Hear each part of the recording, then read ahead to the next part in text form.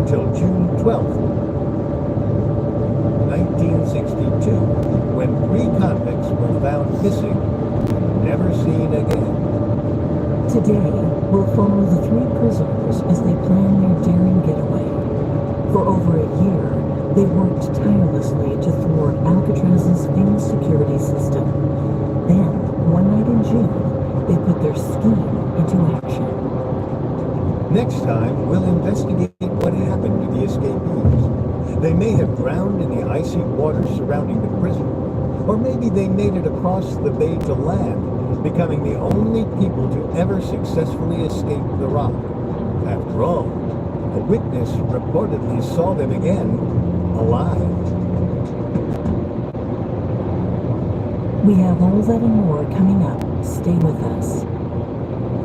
This episode is brought to you by Diet Coke. You know that moment when you just need to hit pause and refresh? An ice-cold Diet Coke isn't just a break. It's your chance to catch your breath and savor a moment that's all about you. Always refreshing, still the same great taste. Diet Coke. Make time for you time. This episode is brought to you by Heyday. Feeling stressed? Take a moment for yourself. Come to Heyday and stroll through rows of golden wheat, tend to key barnyard animals, and discover the joys of a digital farm retreat. The best part is, you don't have to hop in a car or catch a plane. Escape to the farm at the tap of a finger. With Heyday, you're not just tending to a farm, you're tending to yourself. Heyday. Click or tap the banner to download now. Heyday is a free-to-play mobile game and offers optional in-app purchases and random rewards. Hotels.com is the planning your book club's annual field trip in Cape Priya, the romance reader, wants to stay in Prince Castle. And Steve needs a hotel gym. And Jeff, horror fans, used to debate Jack about budget. You've read enough true crime to know that murdering them isn't a real option. With the Hotels.com, invite all your friends to collaborate and find their perfect hotel together. Share properties, vote on your favorites, and book all in one place. Find your perfect somewhere with Hotels.com.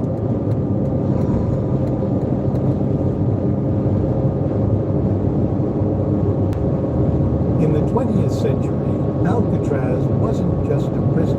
It was a fortress. But instead of keeping people out, it was designed to hold them in. It locked away people and secrets.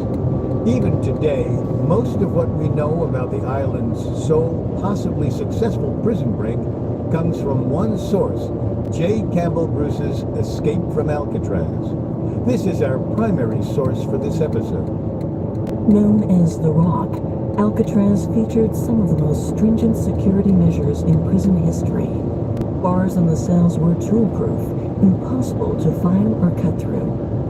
All the doors locked automatically, and there were guards positioned on either side of the cell house. Metal detectors were scattered or strategically hid around the building. In the cafeteria, silver ornaments hung overhead. To the untrained eye, those might have looked like decorations, but they held canisters of tear gas. If a riot broke out, they would drop, poisoning the troublemakers. Security wasn't any more lax out in the yard. Gun towers stared down at prisoners during their outdoor time. Armed guards patrolled catwalks on top of the building, so no escape attempt would go unnoticed. While inmates strolled through the yard, they would hear the occasional gunshot. It was the riflemen using logs in the bay as target practice, a reminder that the guards would shoot first and ask questions later. The fence, topped with barbed wire, was almost unnecessary, because wardens have the greatest escape deterrent of all, the open bay. Alcatraz was an island. On all sides, freezing cold water crashed against the rocks. Even if a prisoner of microphones, gun towers, and other security measures, they'd still need to swim 1.5 miles through frigid currents before they reached the mainland.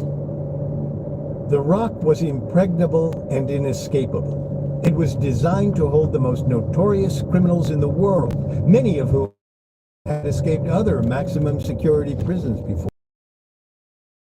America's most famous outlaws: Roy Gardner, Machine Gun Kelly, Al Capone. Despite their notoriety, these inmates soon fell into a quiet prison life. Gardner worked in the vegetable room. Kelly as a cobbler, and Al Capone helped wash the laundry. They never attempted an escape. The heightened security made it nearly impossible. Instead, they served their sentences, filling the endless hours with painting or by playing one of the musical instruments they were allowed to have. But not every prisoner felt resigned to his fate. Over the decades, dozens tried to flee the inescapable island. One man climbed the fence and was shot by the guards, falling more than 50 feet to his death. Another disguised himself as a military officer and made it to an army launch boat. But the soldiers performed a count and realized they had one too many officers. Soon after, the convict was arrested and sent back to Alcatraz. A few escapees reached the beach, only to retreat because of how cold the bay was. Or worse, they drowned. Until the 1960s, only 2 men ever came close to escaping: Theodore Cole and Ralph Rowe. In December 1937, the pair made it to the water, never to be seen again. It's possible they truly escaped, but there was an extremely violent storm that night. Many officials believed it would have been impossible to swim 1.5 miles to the mainland in that weather. The escapees were presumed dead. But despite the failed attempts of the past, one man was confident he could pull it off: Frank Lee.